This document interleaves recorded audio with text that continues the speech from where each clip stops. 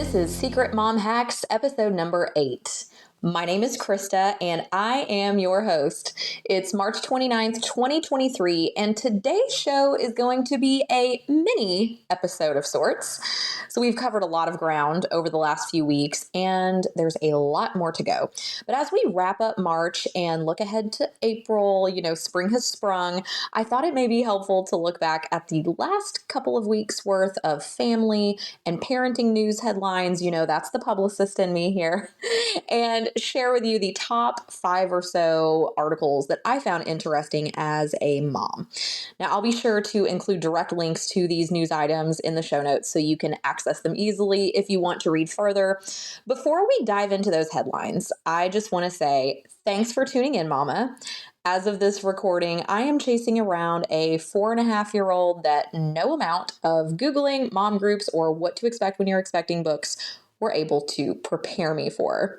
There's a lot of stuff people don't talk about when it comes to pre-pregnancy, during pregnancy, postpartum. And as someone who was previously terrified of childbirth, parenthood, and all that follows, I'm here to help you pull back the curtain on all of it. And every now and then, it may get a little messy. We may share a little TMI, but that's why you're here, right?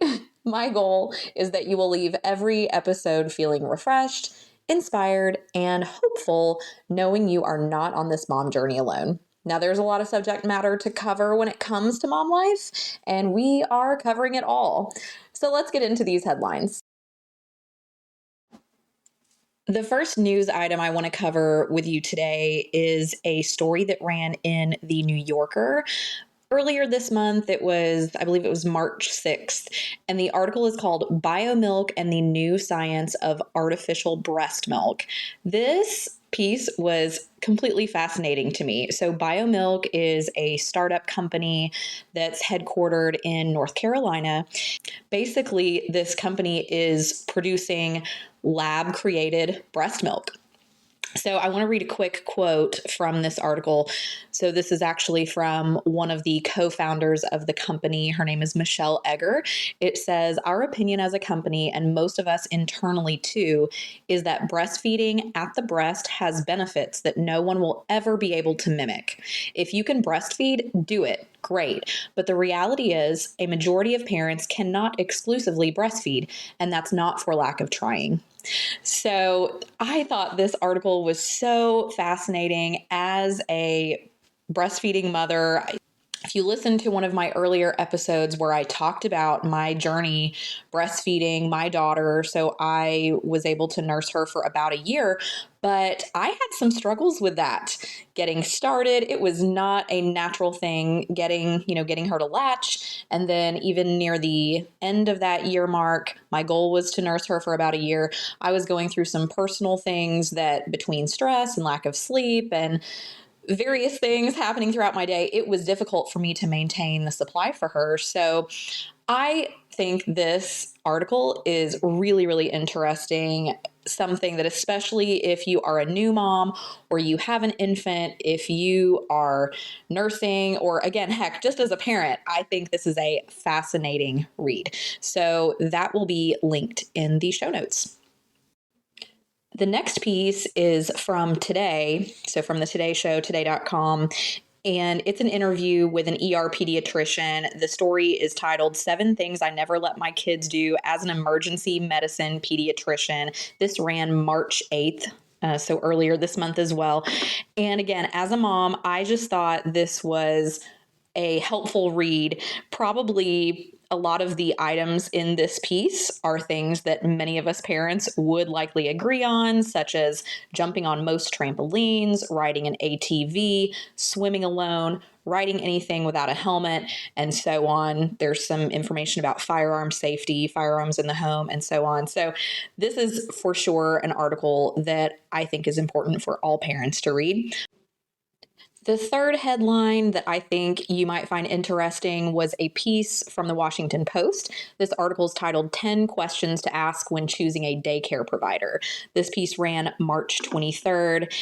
And so there's 10 questions here that, again, if you are homeschooling your children or if your kids are staying at home, this wouldn't necessarily pertain to you. But if you are a full-time working parent, or maybe you do work from home and you need to be able to have some time to do whatever you need to do from the house, kid-free, then this article I think might be of interest to you. Just good follow-up questions to ask are all in this article. So one of the questions is, what is your ratio of teachers to children?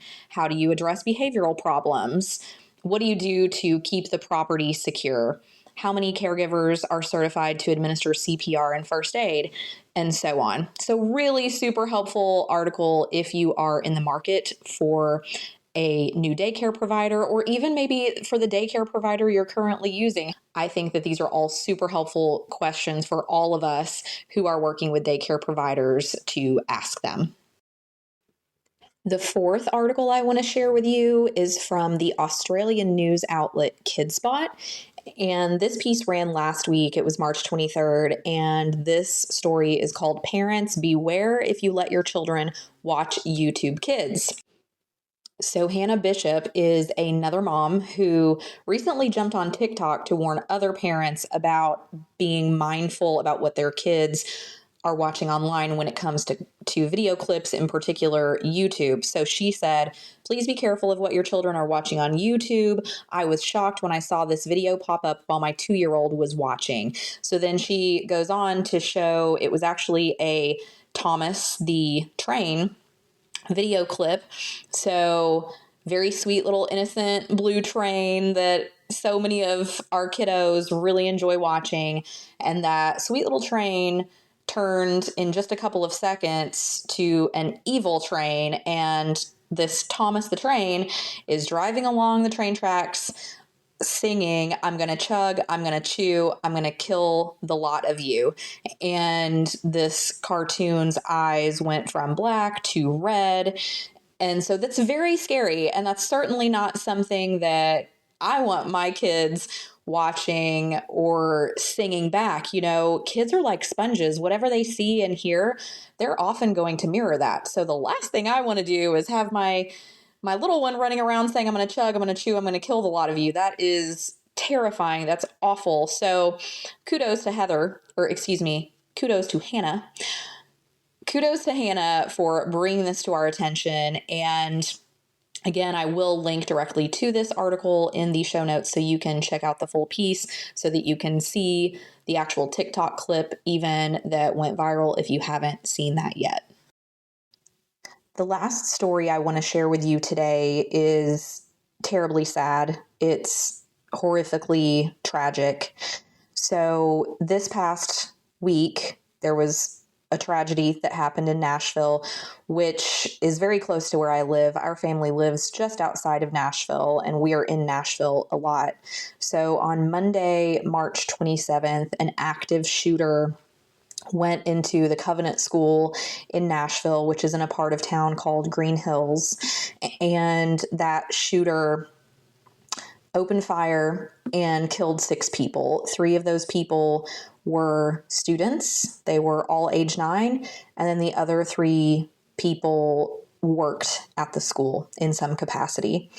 And so that's really all I'm going to say about this story. It's an absolute horrific tragedy. So I'm going to link to the Associated Press story. It's called What We Know About the Covenant School Shooting in Nashville. So if you weren't aware of this mass shooting that happened in the school here in Nashville, be sure to check out that article. There's another article that I'm going to share kind of in tandem with this piece because, of course, when something like this happens, again, as a parent, my heart just breaks for the parents and the families who were affected by this terrible event on Monday.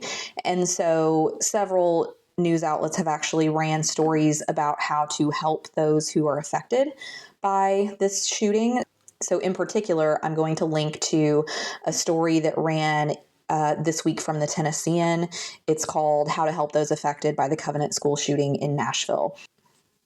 So there is a nonprofit in our area called the Community Foundation of Middle Tennessee, and they have established a Caring for Covenant fund to manage donations to the school. So all donations that are made to the fund, minus credit card fees, will go to the Covenant School to support the healing of those affected by this tragedy, according to the foundation. So in that Tennessean story, as well as in my show notes, you'll be able to find the link if you feel so moved to donate to the Community Foundation's Caring for Covenant Fund. So as I said at the beginning of the show, this is a mini episode. I hope you enjoyed this format. This is something that I'm looking to do probably at the end of each month or every few months. We'll see. We'll see how it goes. This is ebbing and flowing as I'm figuring out growing the show and building it, but I hope you're enjoying it. Before I wrap, I just want to remind you to take care of yourself, because it's really hard to take care of those you love if you're not taking care of yourself too. So just a quick reminder, make sure you're drinking plenty of water, get outside. I don't know where you are, but the weather where we are, it's really starting to turn beautiful as we're moving into spring. Move around the house for 10 minutes. Take a walk around your block if you can. Something that I've been trying recently is to hit 10,000 steps every day. Some days it's really easy. Some days I feel lucky to even get in 3,000, depending on what's going on. But do whatever you can. Do whatever makes sense for you. Just get up and move, whether it's 10 minutes or an hour. Make sure you're taking care of yourself. Like I said, drink that water, stay hydrated. Make sure you wash your face before you go to bed. So many of us don't do that. Just want to slip in, go right to sleep. But believe me, your skin is going to thank you, especially when you wake up that next morning. Okay, so thanks so much for spending some time with me today. If you enjoyed today's episode, please let me know. Please subscribe if you haven't already. Give me a 5-star rating. Leave a short review sharing your favorite takeaway that you have gotten so far. And also make sure you stop by Secret Mom Hacks, where you can find transcripts, resources, and a ton more. There's a whole lot more on the way. I have so much in store for you, friends. So stay tuned for next week's episode. And until then, you got this, Mama.